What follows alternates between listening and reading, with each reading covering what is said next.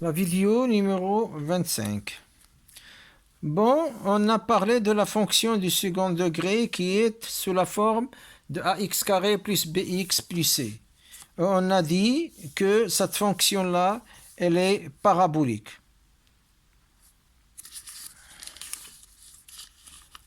Le domaine de définition, c'est R.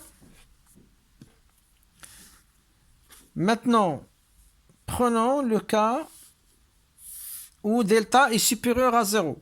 Delta est supérieur à 0, donc 2 racines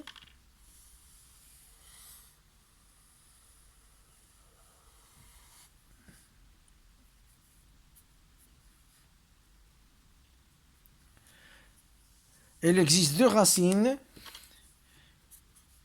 x1 et x2. Ce point-là, c'est quoi? C'est moins b sur 2a. Toujours. C'est quoi ça, b sur 2a?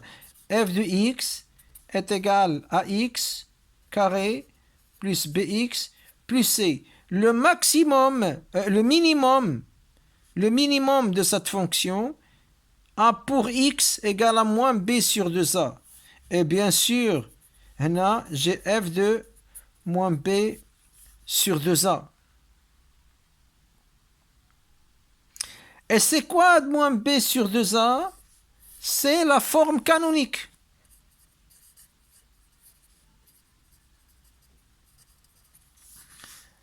Bien sûr, j'ai un ax carré plus bx plus c est égal à a facteur. Si vous vous rappelez bien, dans la forme canonique, je ne dois avoir que x carré. Donc x carré plus b sur a, x plus c sur a. Et maintenant, si je veux rendre la forme canonique ici, je vais prendre a est égal à a facteur de x carré plus b sur a, x. On a dit que je dois prendre ça et le diviser par 2 et au carré. Et il y a b sur 2a au carré moins b sur 2a au carré plus c sur a. Et c'est quoi ça? C'est x plus b sur 2a au carré plus c sur a. Donc, la racine ici, c'est quoi? C'est moins b sur 2a. X égale à moins b sur 2a. C'est elle qui va éliminer cette partie. Donc, ce b sur 2a, c'est le x où on a le minimum. Et f de b, autrement dit, le point A ici a pour x toujours moins b sur 2a, f de moins b sur 2a, et voilà x, et voilà y. Si vous avez compris ça,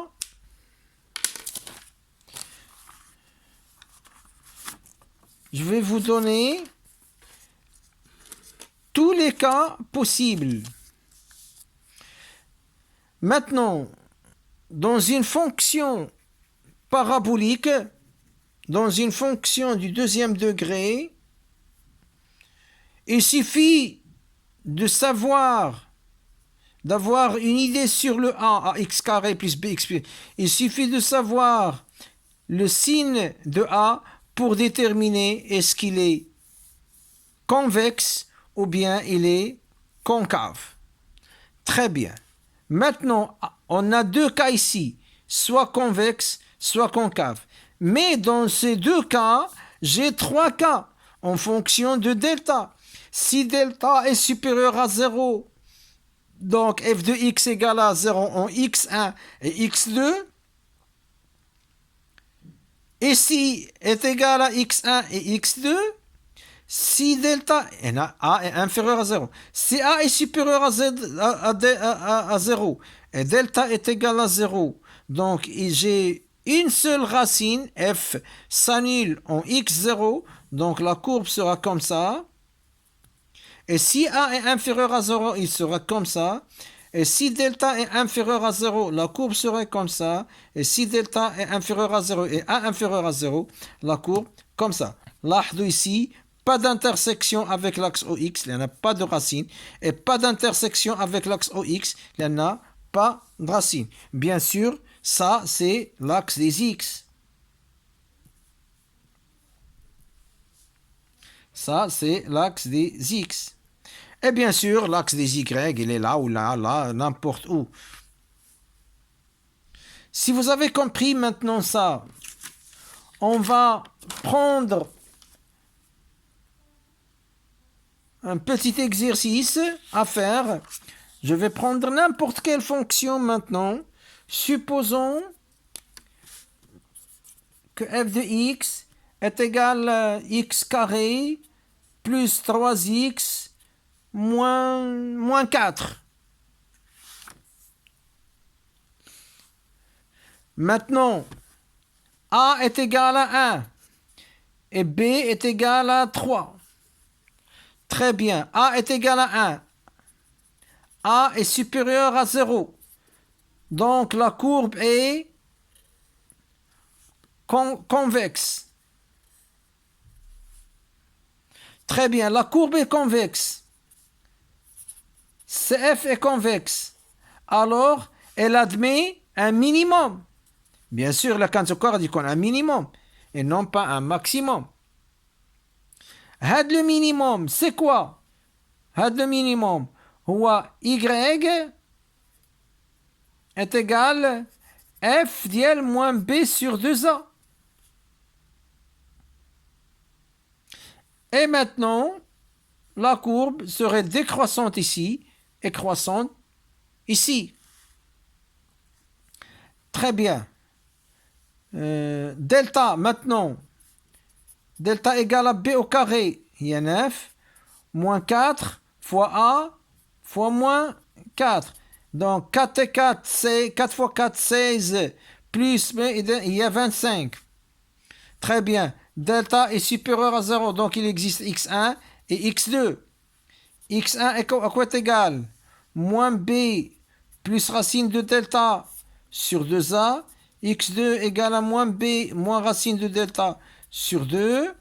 x1 est égal 5 moins 3, 2 sur 2. Il y a 1.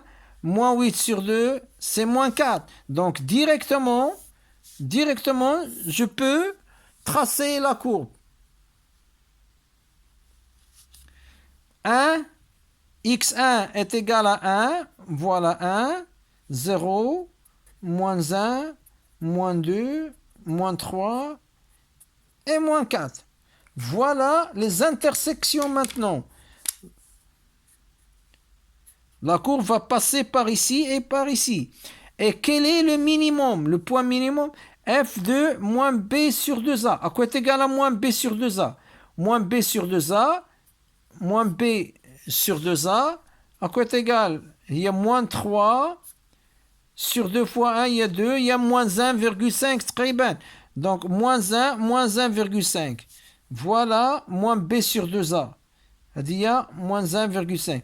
A pour image, f de moins 3 demi. F de moins 3 demi, à quoi est égal? Est égal à moins 3 demi au carré, plus 3 fois 3 demi, moins 4. Donc, est égal à moins 9 quarts.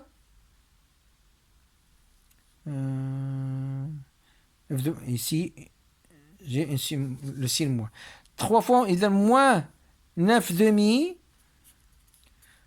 moins 4. C'est 9 quarts, moins 18 quarts, moins 16 quarts.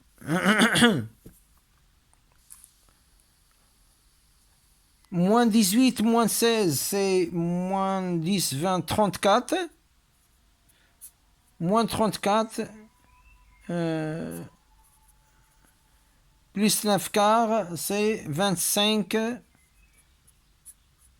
Moins 25 quarts, c'est à peu près est égal à 6. 25 sur 6,25, je pense. 6,20. Moins 6, moins 1, moins 2, moins 3, moins 4, moins 5, moins 6 et moins 6. Voilà.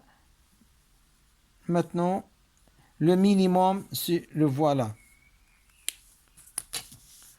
Donc, si je veux tracer cette courbe-là, voilà le minimum et il passe par ici. Voilà le minimum et il passe par ici.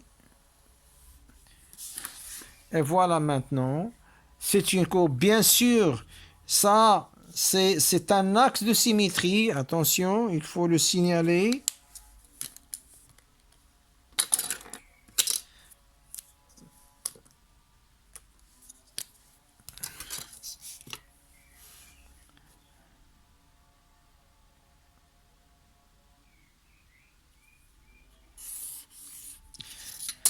A dit la droite, x delta d'équation x est égal moins 1,5 est un axe de symétrie. Et là, maintenant, on a, quand est-ce qu'il est décroissant, x, moins l'infini, moins 1,5, moins 3 demi, plus l'infini, f de x, لاحظوا elle est décroissante ici, mais moins l'infini, حتى le moins 1,5, il y a moins 3 demi, la courbe elle est décroissante ici, elle est croissante ici, donc il est décroissante ici, et il est croissante ici. Et f de moins 3 demi égale moins 25 quart. لاحظوا, je ne sais pas, est-ce que vous avez fait la remarque ou non? On n'a pas passé par ce qu'on a vu ici. On a trouvé le minimum et on a trouvé la monotonie sans passer par l'étude classique. Et c'est pour cela qu'il est appelé une fonction usuelle.